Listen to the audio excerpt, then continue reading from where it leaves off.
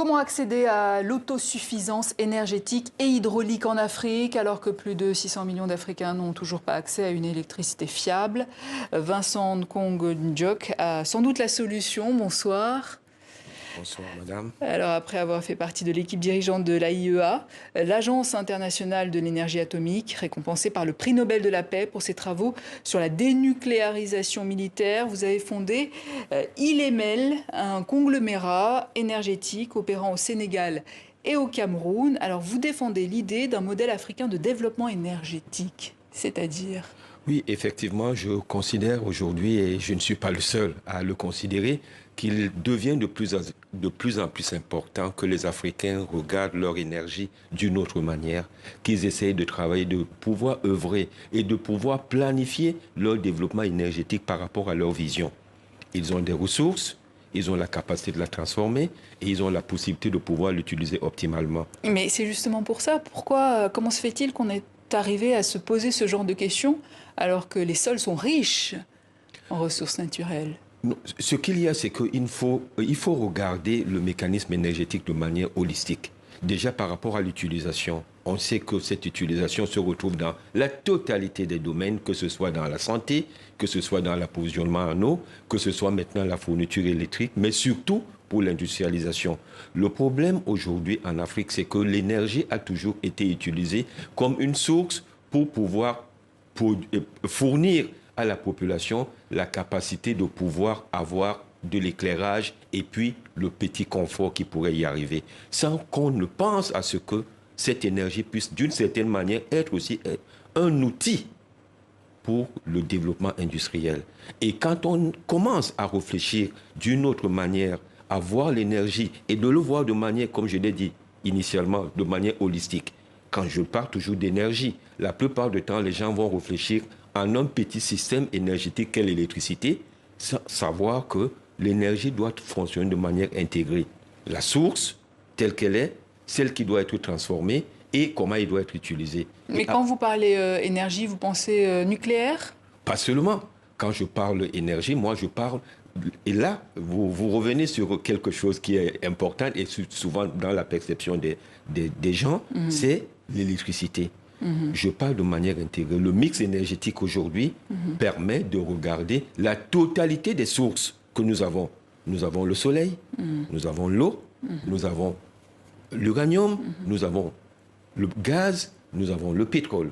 Comment optimiser l'utilisation de tout cela et proposer un mécanisme de contenu local content, qui permettrait de telle manière qu'une partie de cette énergie puisse être utilisée au niveau local à des coûts abordables. Et c'est ça qui apportera le développement. Mais comment convaincre un continent dominé par les énergies fossiles jusqu'à présent? Non, le continent n'est pas dominé par les énergies fossiles. Je parlerai par exemple de mon pays, le Cameroun. Aujourd'hui, on nous parle des énergies renouvelables, mais je crois que le Cameroun est parmi un des pays où les énergies renouvelables sont les plus avancées, parce que la plus grande production ou énergie utilisée au niveau électrique, c'est l'hydroélectricité. Au Cameroun. Au Cameroun, oui. Qui est une énergie propre. Oui, donc, il y a la plupart du temps aujourd'hui beaucoup de confusions qui se font où on n'arrive pas à regarder les choses de manière optimale. Et il est donc important que nous, les Africains aujourd'hui, que nous commencions à regarder notre mécanisme énergétique et pour cela, construire les infrastructures qui vont absorber cette énergie. Nous ne regardons pas, je dirais, les technologies. Il est important que nous puissions absorber des technologies que nous allons utiliser. Même le solaire qu'on nous dit aujourd'hui que nous utilisons, nous n'utilisons pas la meilleure technologie solaire. Nous avons des températures plus élevées. Ça veut dire que les panneaux solaires qui fonctionnent en Allemagne ne sont pas optimums pour nous. Donc il est important que nous puissions travailler sur l'innovation, sur la recherche, pour avoir des produits qui sont les plus optimums et qui nous concernent. Alors vous opérez au Cameroun pour le moment, au Sénégal également. Qu'est-ce qui a changé dans ces pays en matière de transformation énergétique et qui fonctionne? Je dirais aujourd'hui, et quand on parle de ces deux pays, il est quand même important de noter qu'il y a une très grande différence au niveau évolution. Le Sénégal est un pays qui est passé de 45% d'accès à l'énergie à presque 75%. Donc vous voyez qu'il y a quand même eu un bond. Le Cameroun a encore un certain nombre de difficultés, à savoir aujourd'hui le délestage, des ruptures d'électricité, chose qu'on ne retrouve plus au niveau du Sénégal. Le marché énergétique ou le marché électrique au Sénégal, je ne dirais pas qu'il est parfait, mais il a quand même davantage évolué par rapport à ce qu'on pourrait retrouver dans beaucoup d'autres pays. Donc, d'une certaine manière, aujourd'hui, il est important de savoir qu'il y a des pays comme le Maroc qui ont beaucoup avancé, le Sénégal qui est en train de suivre, et peut-être d'autres pays comme la Côte d'Ivoire, et certains autres qui sont légèrement en retard. Il est important aujourd'hui de commencer à œuvrer pour faire en sorte que ces pays-là puissent regarder les choses de façon optimum. Et la planification. La majorité de ces pays, parce que on a peut-être, et vous avez introduit mon activité qui est davantage, à savoir ma société électrique, mais il y a une partie de mon activité qui est plus importante, qui est l'accompagnement des États sur le développement énergétique.